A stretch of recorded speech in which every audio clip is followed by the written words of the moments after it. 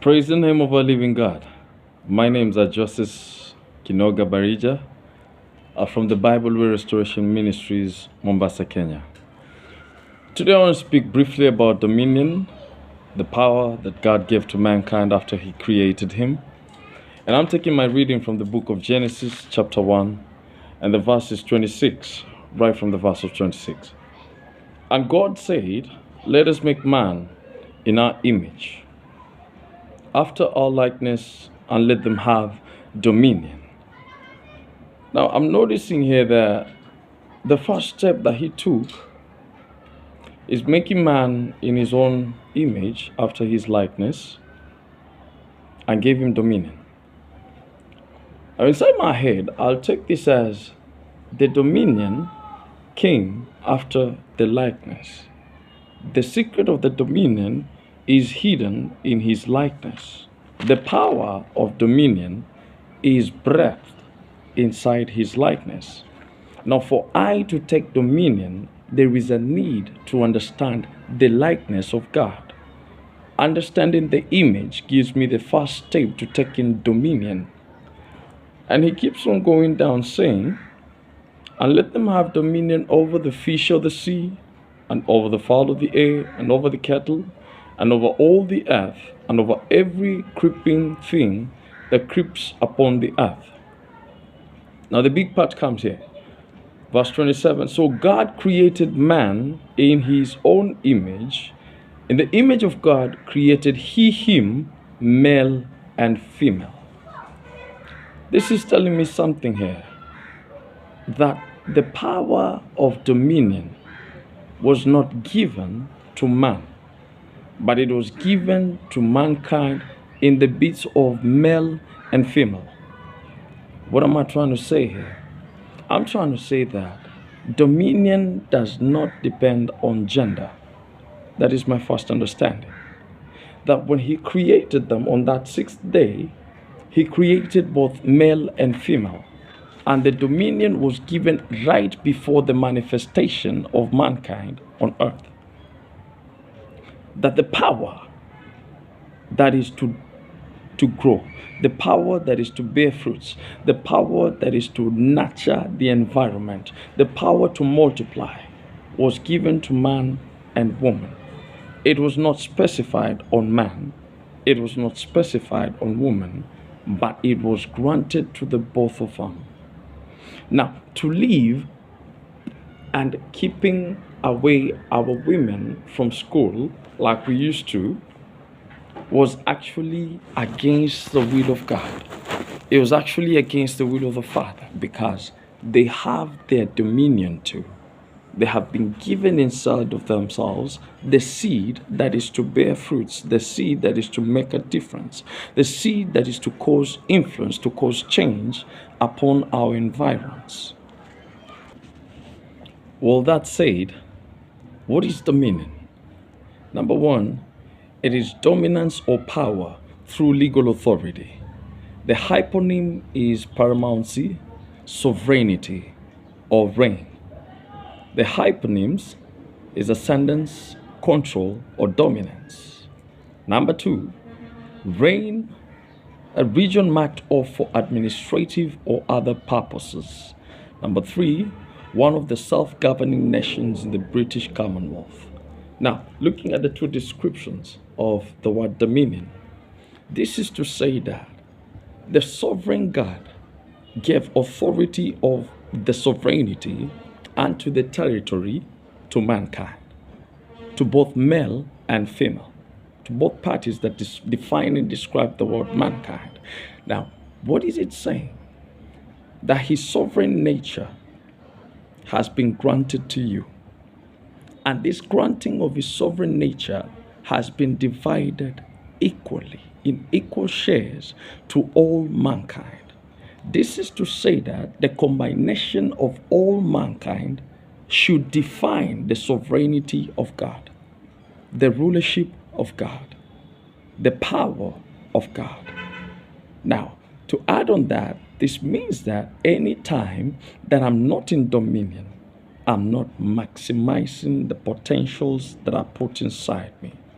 This is again to say that I'm not making manifest God. From the second definition of the word dominance, the region marked off for administrative or other purposes. I'll break down the word dominion into regions. I'll break it down into territorial boundaries. These boundaries could be physical, they could be spiritual, they could be even emotional. And there's a need to define myself in order to understand where my dominance stands. But without defining myself, without understanding that which God put inside me, without connecting myself with God and getting to find His vision for my life, then I need to forget about dominating. Because dominion is hidden under the precept of defining His vision. Under His vision comes the dominion. Without defining the vision inside the other vision, then dominion becomes difficult for us to take charge over. Now, when I want to define something, when I want to define a device, I can define the physical properties of an item. I can define the wires, the electrical wires that have been used inside of it to connect the components.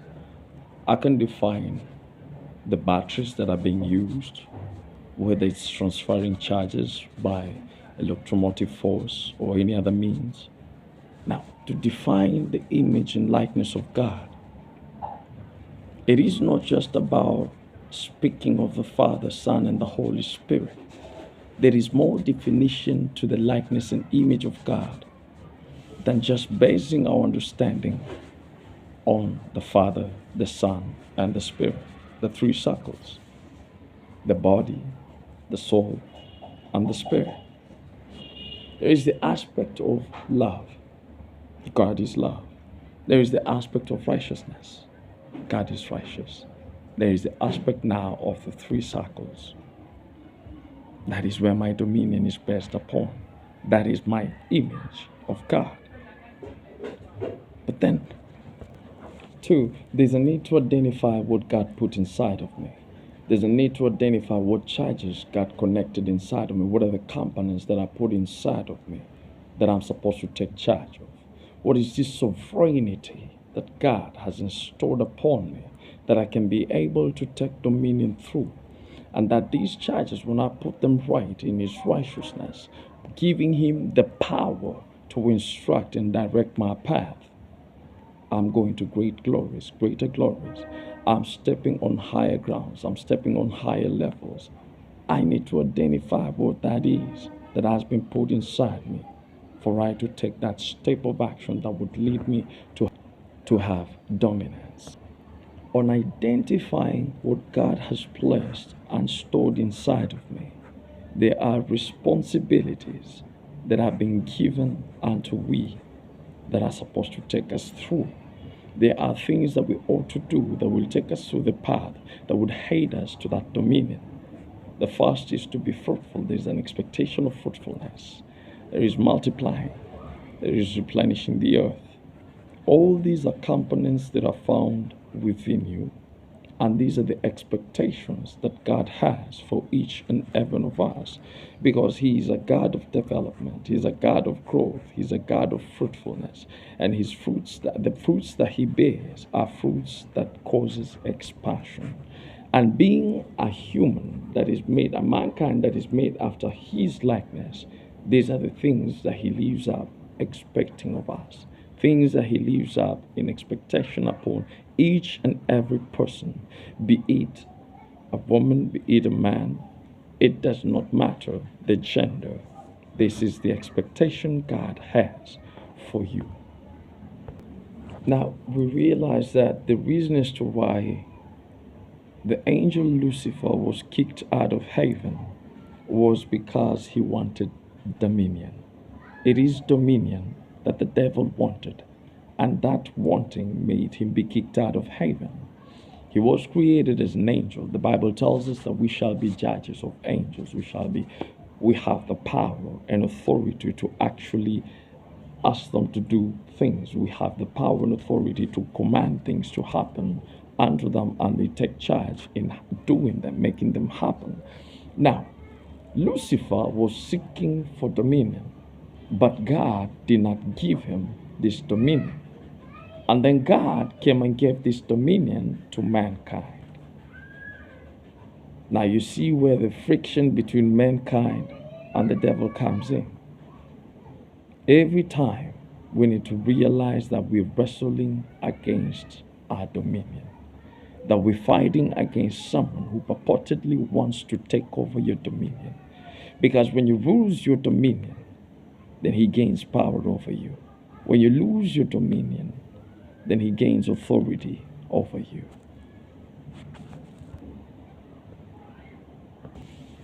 Then you lose the empowerment that was given to you.